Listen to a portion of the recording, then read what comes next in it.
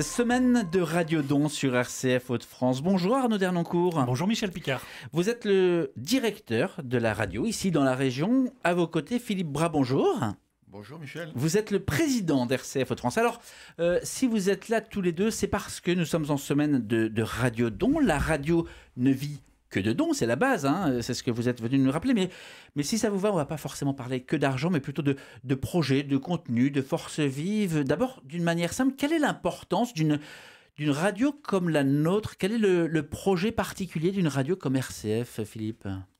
Alors vous savez, le projet d'une radio comme RCF, il est assez simple. D'abord, je tiens à rappeler une première chose, c'est que nous avons fait cette année une union avec Notre-Dame, et aujourd'hui nous sommes l'Union RCF Notre-Dame. C'est important parce que ça commence par le beau mot d'union, et je pense que effectivement c'est ce qui est nécessaire aujourd'hui. Et la volonté de RCF, c'est d'être une radio qui est en proximité avec les églises, avec les diocèses, avec les fidèles, pour témoigner, je dirais, avec eux, auprès d'eux, de tous les messages, le message de l'espérance chrétienne, bien évidemment, mais également tous les messages qui portent les valeurs de solidarité, de fraternité.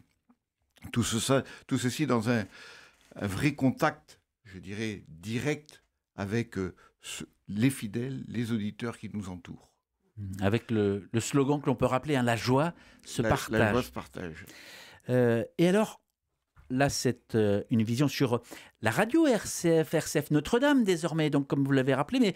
Mais nous, dans cette grande famille des radios RCF, eh bien RCF Hauts-de-France, on a une place particulière. Quelle est la particularité d'RCF Hauts-de-France? Alors, RCF Hauts-de-France, d'abord, c'est 20 ans d'âge aujourd'hui, cette année. C'est un anniversaire.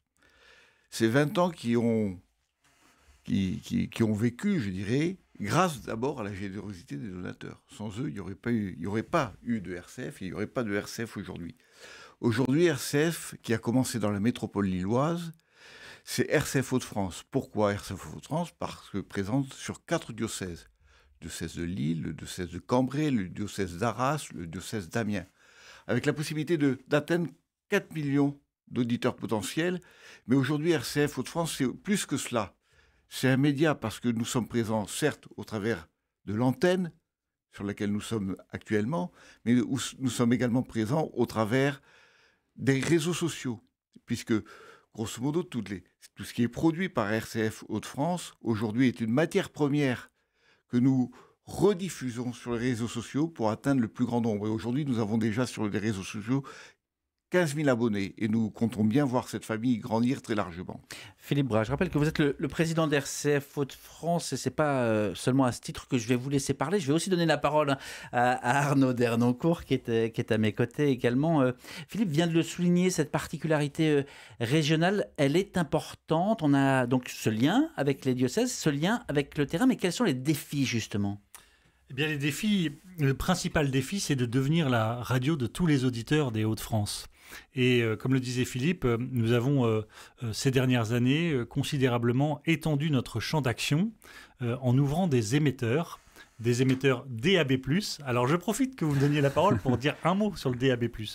Le DAB+, c'est une nouvelle norme de diffusion européenne qui se développe beaucoup en Europe et en France et qui permet à la radio de diffuser ses contenus de meilleure qualité avec un son qui a été numérisé. C'est un peu l'équivalent de la TNT pour la télé, mais pour la radio. Mais c'est-à-dire que la FM va disparaître ? La FM disparaîtra peut-être un jour. En tout cas, aujourd'hui, toutes les radios se déploient en DAB+, et ça permet à des radios comme la nôtre de rejoindre des nouvelles villes et des nouvelles régions parce qu'il n'y avait plus de place sur la bande FM.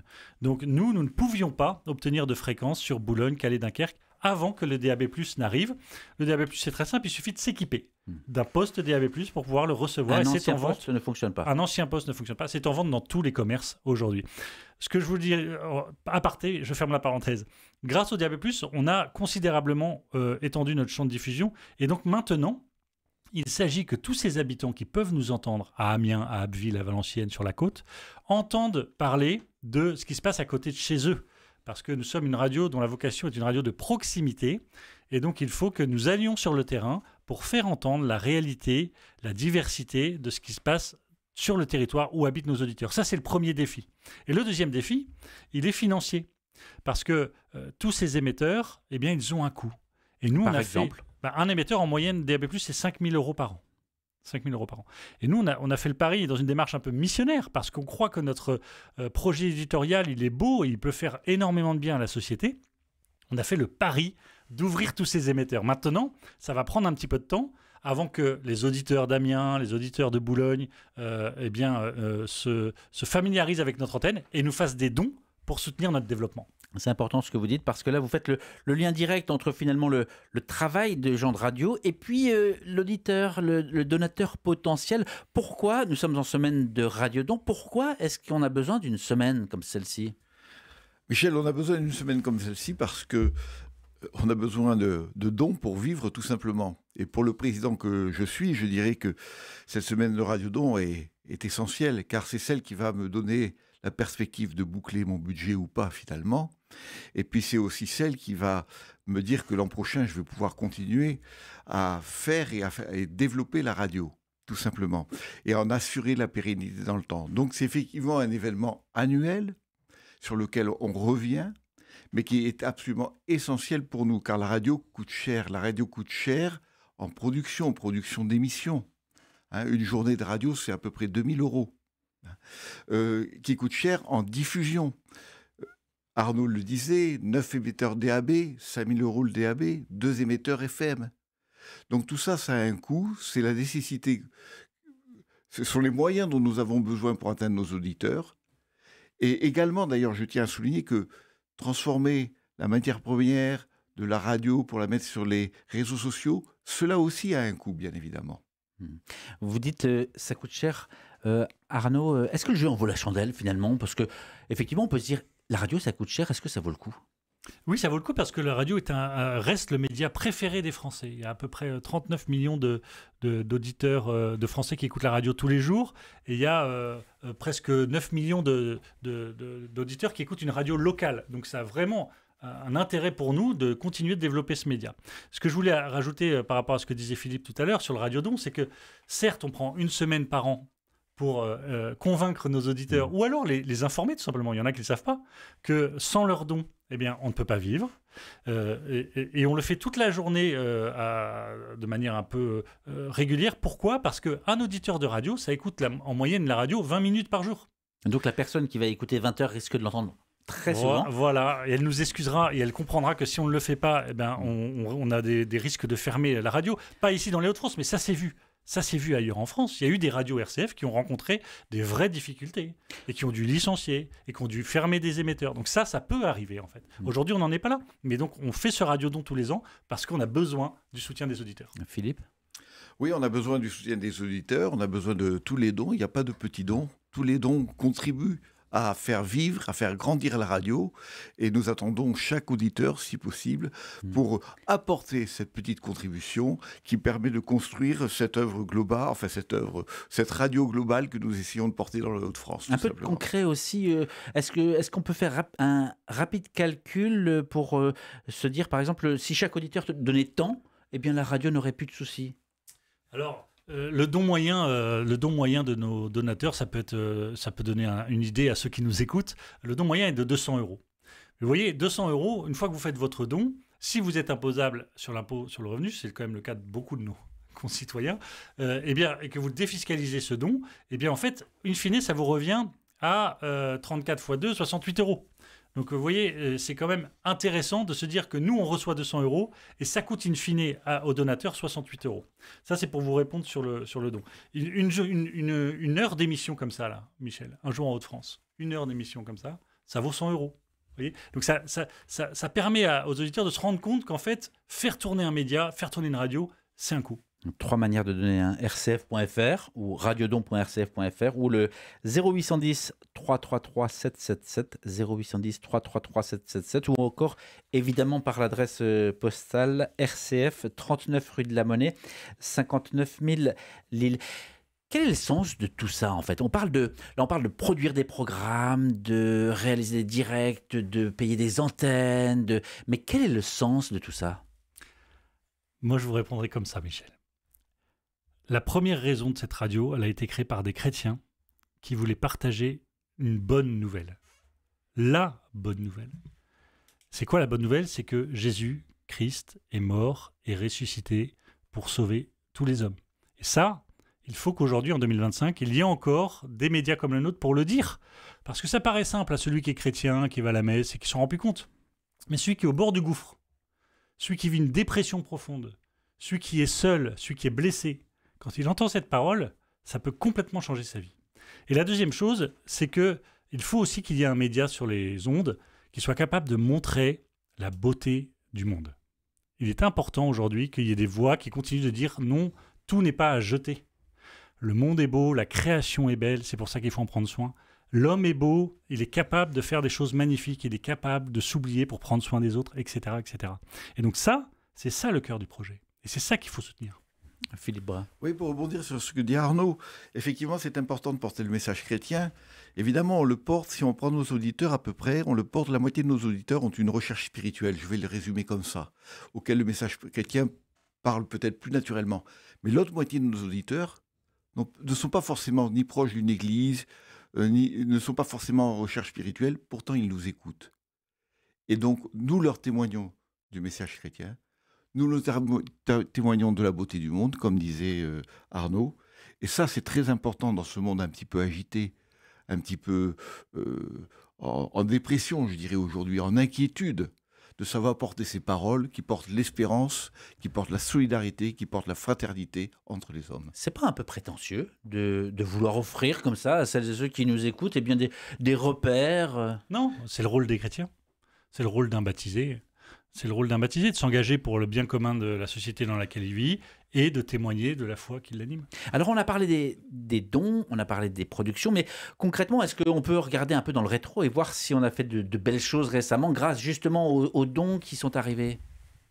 Michel, oui, on essaie de faire des belles choses en permanence au travers des émissions qui sont faites. La vôtre, peut-être, un jour en Haute-France, c'était une grande nouveauté cette année d'avoir cette émission pendant 1 heure à la mi-journée et d'ailleurs de la rediffuser le soir à 18h pour permettre au plus grand monde d'y avoir accès. C'est une émission dynamique, vous traitez 3-4 sujets parfois dans votre émission, c'est intéressant. Et puis il y a également les émissions qui sont développées en partenariat avec La Voix du Nord sur les problèmes je dirais, du développement durable, de l'écologie, etc. Il y a toutes les émissions spirituelles qui sont portées. Et donc tout cela, c'est porté à la fois par vous, Michel, et les autres journalistes de la radio, mais également par les bénévoles qui, toutes les semaines, viennent enregistrer ici des émissions qui sont diffusées sur l'antenne. C'est important, ce que vous venez de dire, Philippe, la place des bénévoles. Il y a des salariés, il y a une équipe de salariés, parce que c'est aussi un média professionnel, il faut répondre à certains noms. Et puis, il y a des bénévoles qui sont fidèles et qui font du bon boulot. J'ai rien contre les lives Facebook réguliers qu'on croise à droite ou à gauche, mais parfois, on tombe sur de l'amateurisme. Là, c'est pas ça. Là, c'est à un certain niveau. Vous avez raison de le souligner. Il y a une colonne vertébrale dans cette radio qui est l'équipe salariée, et autour, il y a la chair de cette radio qui fait vraiment la consistance, et c'est l'équipe bénévole. Ils sont presque 60, ils sont entre 50 et 60, et ils animent des émissions avec talent, et surtout, ils s'engagent volontiers pour progresser. Voilà. Nous, on essaie de les accompagner, parce que la radio, c'est un métier, on essaie de les accompagner pour qu'ils progressent toujours. Ils sont d'accord pour ça, ils ne viennent pas juste se faire plaisir, ils sont d'accord pour progresser, et ils ont en tête l'auditeur. Vraiment, ici, à la radio, ce qui compte, c'est l'auditeur. Tout ce que l'on fait, c'est pour l'auditeur, les auditeurs. Et une voix sur RCF qui ne s'adresserait pas à l'auditeur, à l'auditrice, n'aurait pas sa place. C'est un peu ce que vous nous dites. Ah, ça sonnerait un petit peu creux. Et Arnaud, on parle de salariés, vous en êtes un. On parle de bénévoles, Philippe, vous en êtes un. Comment se passe cette synergie? C'est du plaisir, d'abord. Être président de RCF Hauts-de-France, c'est avant tout du plaisir. Plaisir de voir cette radio vivre, plaisir de voir l'équipe qu'il a fait, l'équipe de salariés, l'équipe de bénévoles, l'équipe de salariés et de bénévoles.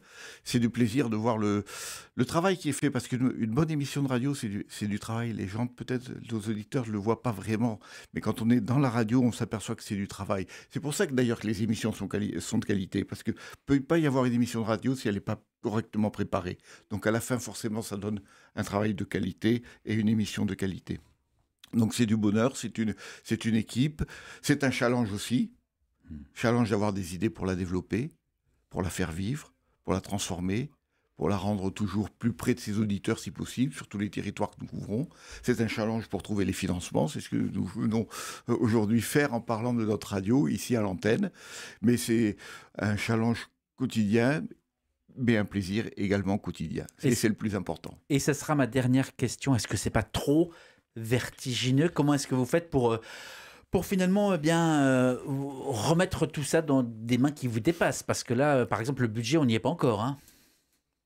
Écoutez, quand on est content de faire quelque chose, quand on est content de venir à la Maison des œuvres laïques pour rejoindre les studios de RCF, eh bien, on le fait sans contrainte, on le fait avec plaisir. Et puis, on se retrousse les manches pour relever les petits challenges qui sont devant nous, tout simplement. Moi, j'ajouterais que ça fait bientôt 8 ans, plus de 8 ans que je suis ici, que j'ai la chance d'être ici, et qu'en 8 ans, on s'est fait des frayeurs, on a eu peur, parce que le challenge dont parle Philippe de boucler le budget, c'est un vrai challenge que connaissent tous ceux qui sont engagés dans des associations, mais on s'en est toujours sorti. Donc, on pense qu'il y a quelqu'un qui veille sur nous, sur notre radio. Et ce quelqu'un, je pense qu'il va inspirer encore aujourd'hui, pendant ce mois de novembre et ce mois de décembre, des donateurs qui vont nous rejoindre et qui vont nous aider à continuer l'aventure. Arnaud Dernancourt, Philippe Brun, merci à tous les deux d'être passés dans ce studio. Et j'en profite également pour saluer des auditeurs, auditrices qui ont fait le déplacement et qui sont en régie aux côtés de Mathieu. Merci en tout cas d'avoir fait le déplacement. On est ravis de vous faire une place parce que la radio, on le disait à l'instant, elle est pour vous. Les voix qui ne s'adresseraient pas aux auditeurs n'ont pas de raison d'être chez nous. Alors les portes ouvertes, c'est cette semaine. Il reste encore de la place pour venir jeudi ou vendredi nous rendre visite à la mi-journée. N'hésitez pas à écrire à l'adresse hautdefrance@rcf.fr. On sera ravis de vous accueillir, de répondre aux questions peut-être que vous vous posez. Et je rappelle les 3 manières de donner: rcf.fr ou radiodon.rcf.fr, 0810 333 777, 0810 333 777 ou par la poste 39 rue de la Monnaie 59 000 Lille, RCF bien sûr, RCF 39 rue de la Monnaie 59 000 Lille. Et si vous faites un don de 100 €, ça vous reviendra qu'à 34 €.